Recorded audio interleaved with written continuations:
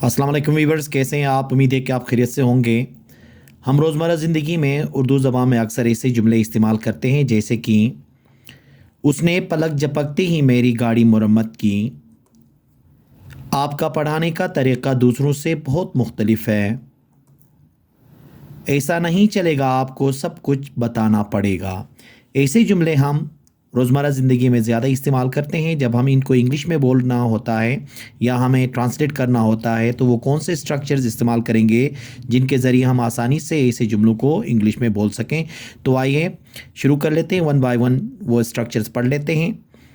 पहला स्ट्रक्चर है हमारे पास, इन अ ब्लिंक ऑफ एन आई का मतलब है पलक झपकते ही, मतलब एकदम से कहने के लिए, ठीक है। बहुत शॉर्ट टाइम के अंदर जो काम होता है उसको हम कैसे बयान करते हैं? पलक झपकते ही कह के, और इंग्लिश में इसको इन अ ब्लिंक ऑफ एन आई कहते हैं। इसका जो फार्मूला बनेगा, पहले हम सेंटेंस इस्तेमाल करेंगे, फिर उसके बाद इन अ ब्लिंक ऑफ एन आई कहेंगे, ठीक है। अब ये सेंटेंस किसी भी टेंस का हो सकता है, जैसे कि देखें, उसने पलक झपकते ही मेरी गाड़ी मुरम्मत की। उसने पलक झपकते ही मेरी गाड़ी मुरम्मत की। He repaired my car in a blink of an eye. He repaired my car in a blink of an eye. पलक झपकते ही आपने सवाल हल किया है। पलक झपकते ही आपने सवाल हल किया है। You have solved question in a blink of an eye. You have solved question in a blink of an eye. पलक झपकते ही वो यहाँ से भाग गया। पलक झपकते ही वो यहाँ से भाग गया। He ran away from here in a blink of an eye. He ran away from here in a blink of an eye. पलक झपकते ही उसने मोबाइल चुरा लिया। पलक झपकते ही उसने मोबाइल चुरा लिया। He stole mobile in a blink of an eye. He stole mobile in a blink of an eye. पलक झपकते ही उसने खाना पकाया। पलक झपकते ही उसने खाना पकाया। He cooked food in a blink of an eye. तो ब्लिंक ऑफ एन आई हम किस चीज़ के लिए इस्तेमाल करेंगे? पलक झपकते ही, मतलब बहुत ही कम टाइम के अंदर अंदर जो काम हो जाता है उसके लिए हम ये इस्तेमाल कर लेते हैं। दूसरा हमारा स्ट्रक्चर है a far cry from. A far cry from क्यों इस्तेमाल करते हैं? मतलब से बहुत मुख्तलिफ होना, मतलब किसी चीज़ से बहुत मुख्तलिफ होना, मतलब एक चीज़ किसी दूसरी चीज़ से या एक स्टाइल किसी दूसरे स्टाइल से मुख्तलिफ होने के लिए ये इस्तेमाल होता है। जैसे कि इनका मकान उनके पुराने मकान से बहुत मुख्तलिफ है। उनका नया मकान उनके पुराना मकान से बहुत मुख्तलिफ है। Their new house is a far cry from old one. Their new house is a far cry from old one. आपका पढ़ाने का तरीक़ा दूसरों से बहुत मुख्तलिफ है। अब इधर देखें ना, तरीक़ाकार क्या है वो मुख्तलिफ है। तो इसका ट्रांसलेशन होगा, Your teaching method is a far cry from others. Your teaching method is a far cry from others. ये मोबाइल दूसरे मोबाइल से बहुत मुख्तलिफ है। ये मोबाइल दूसरे मोबाइल से बहुत मुख्तलिफ है। अब यहाँ पे मोबाइल की कंपैरिजन हो रही है, ठीक है ना।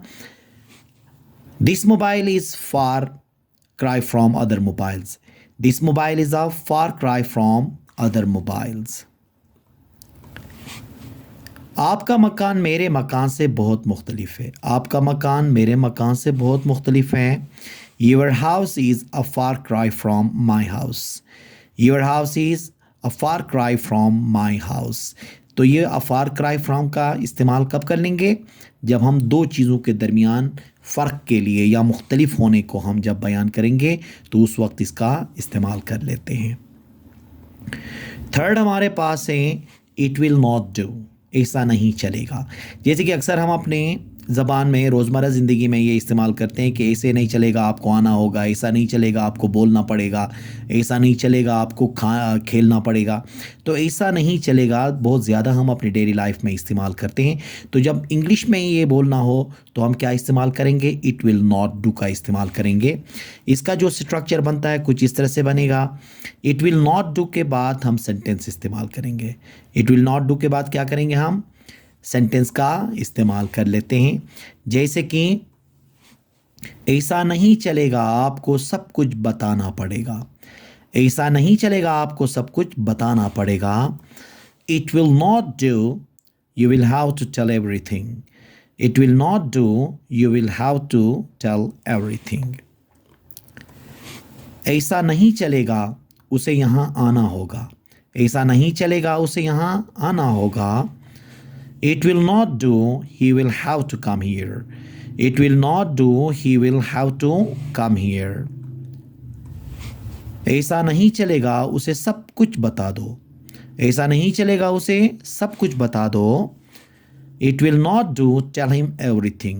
It will not do, tell him everything. ऐसा नहीं चलेगा, उसे सच बोलना होगा। ऐसा नहीं चलेगा, उसे सच बोलना होगा। It will not do, he will have to speak the truth. It will not do, he will have to speak the truth. तो ऐसा नहीं चलेगा कहने के लिए हम क्या इस्तेमाल करेंगे? It will not do का इस्तेमाल करेंगे। ये तीन जो स्ट्रक्चर्स हैं ये हमारे रोज़मर्रा ज़िंदगी में बहुत ज़्यादा इस्तेमाल होते हैं। तो आप भी इनकी प्रैक्टिस करें, लिख लें, जुमले बनाएं, ठीक है।